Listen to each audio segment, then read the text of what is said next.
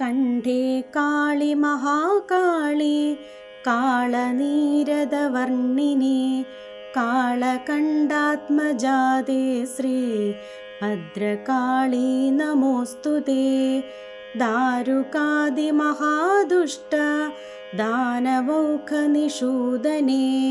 ദീനരക്ഷണദക്ഷേ ശ്രീ ഭദ്രകാളി നമോസ്തുതേ. ചരാചര ജഗന്നാഥേ ചന്ദ്രസൂര്യാഗ്നിലോചനേ ചാമുണ്ഡേ ചണ്ഡമുണ്ഡേ ശ്രീ ഭദ്രകാളി നമോസ്തുതേ.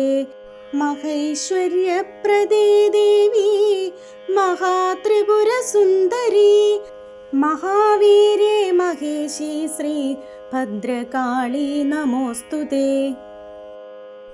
സർവവ്യാധിപ്രശമനി സർവമൃത്യുനിവാരിണി സർവമന്ത്രസ്വരൂപേ ശ്രീ ഭദ്രകാളി നമോസ്തുതേ. പുരുഷാർത്ഥപ്രദേ ദേവി പുണ്യഫലപ്രദേ പരബ്രഹ്മസ്വരൂപേ ശ്രീ ഭദ്രകാളി നമോസ്തുതേ. ഭദ്രമൂർത്തേ ഭഗാരാധ്യേ ഭക്തസൗഭാഗ്യദായികേ ഭവസങ്കടനാശേ ശ്രീ ഭദ്രകാളി നമോസ്തുതേ. നിസ്തുലേ നിഷ്കളേ നിത്യേ നിരപായേ നിരാമയേ നിത്യശുദ്ധേ നിർമ്മലേ ശ്രീ ഭദ്രകാളി നമോസ്തുതേ.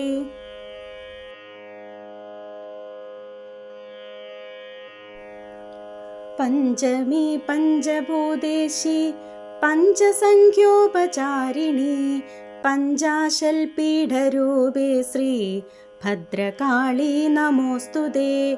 കന്മഷാരണ്യദാവാഗ്നീ ചിന്മയേ സന്മയേ ശിവേ പത്മനാഭാദിവന്ദ്യേ ശ്രീ ഭദ്രകാളി നമോസ്തുതേ.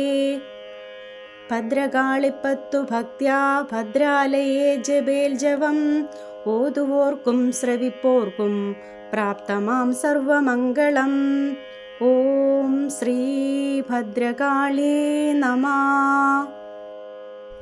എന്തു തന്നെ പ്രതിസന്ധി ഘട്ടങ്ങളാണെങ്കിലും ആദികളാണെങ്കിലും വ്യാധികളാണെങ്കിലും രോഗദുരിതങ്ങൾ, കടം, കുടുംബകലഹം, ദാമ്പത്യകലഹം, ഇങ്ങനെയുള്ള എന്ത് പ്രശ്നങ്ങളാണെങ്കിലും ഭദ്രകാളിപ്പത്ത് നിത്യവും ഒരു 3 തവണയെങ്കിലും ജപിക്കുക. ദേഹശുദ്ധി വരുത്തി വിളക്ക് കൊളുത്തിയ ശേഷം വേണം ജപിക്കാൻ. നിങ്ങളുടെ എല്ലാ ദുരിതങ്ങളും മാറാൻ അമ്മ നിങ്ങളെ അനുഗ്രഹിക്കട്ടെ.